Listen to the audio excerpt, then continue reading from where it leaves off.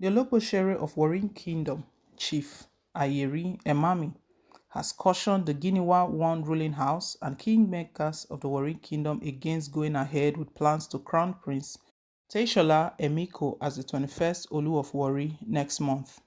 He said a coronation done against the term of the 1979 edict would not stand, adding, even if they go ahead with their coronation, the edict will have the last laugh. He gave the warning while addressing a throng of supporters who stormed the High Court for Warri in solidarity with his suit challenging the emergence of Prince Teshola Emiko as Olu of Warri designate, as well as his removal as the Ologbotsere by the ruling house. Emami emphasized that his decision to challenge the emergence of the Olu designate was taken to safeguard the throne from interlopers who would lay claim to the stool without prerequisite credentials. He said, "My stance is not to destroy Ishekiri land, but to ensure that our history and culture are not trampled upon by some persons. We must continue with the culture and directives of our forefathers.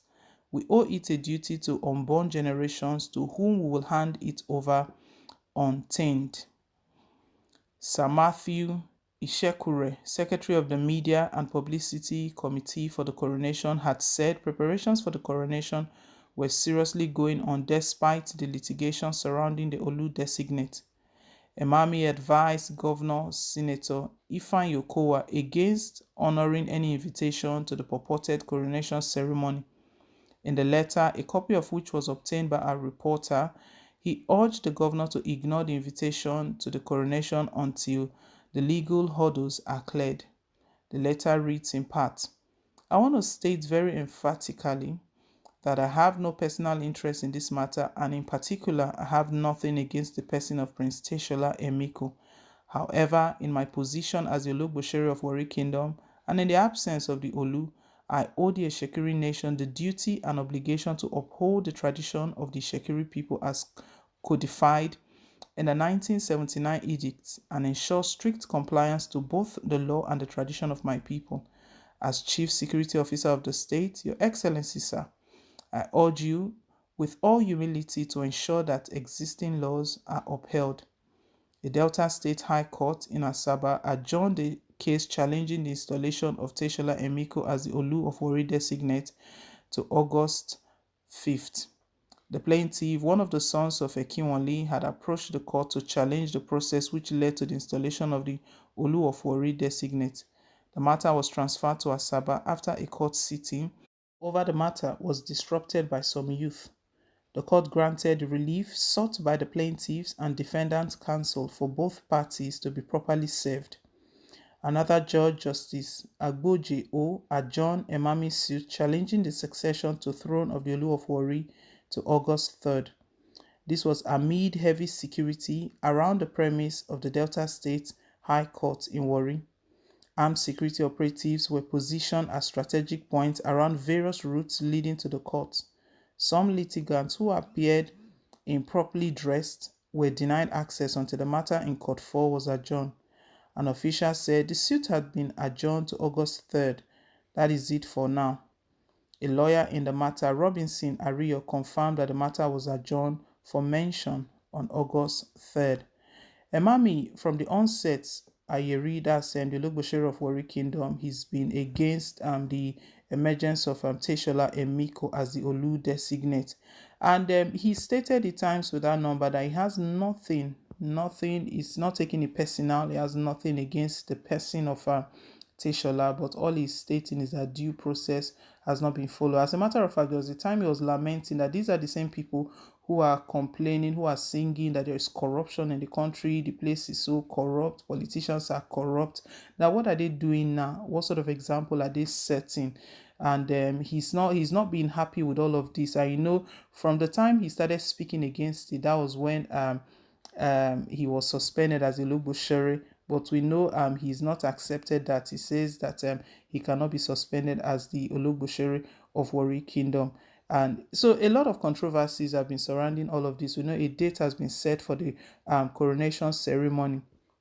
Emami has not written to Okowa. Let's not forget that when this controversies was really getting heated up, the palace chiefs, they visited Okowa. That was after Okowa made a statement.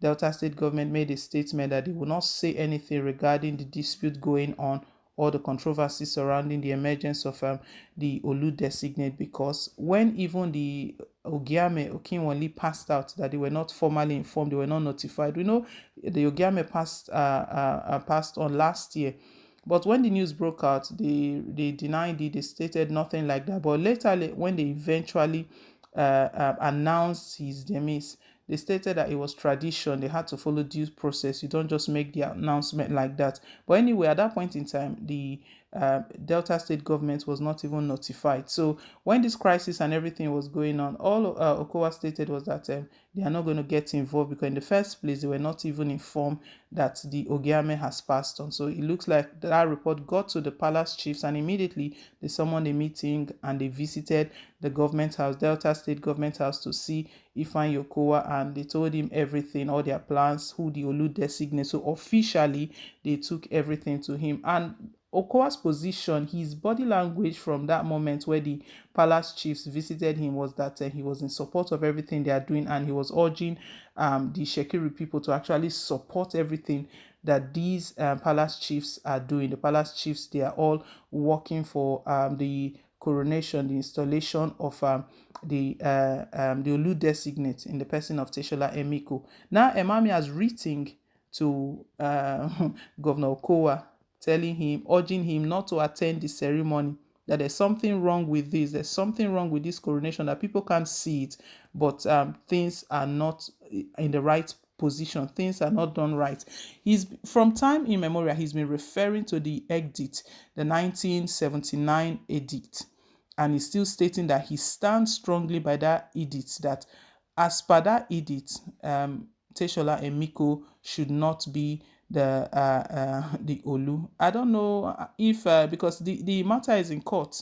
You know, they've gone to court to the matter that is in court right now is standing against challenging the emergence of Prince Teshola as the Olu of Warri designate. In the meantime, the Olu of Warri designate Teshola is gone for all of the rights, the seclusion, the 90-day seclusion, the tutelage, everything that he needs.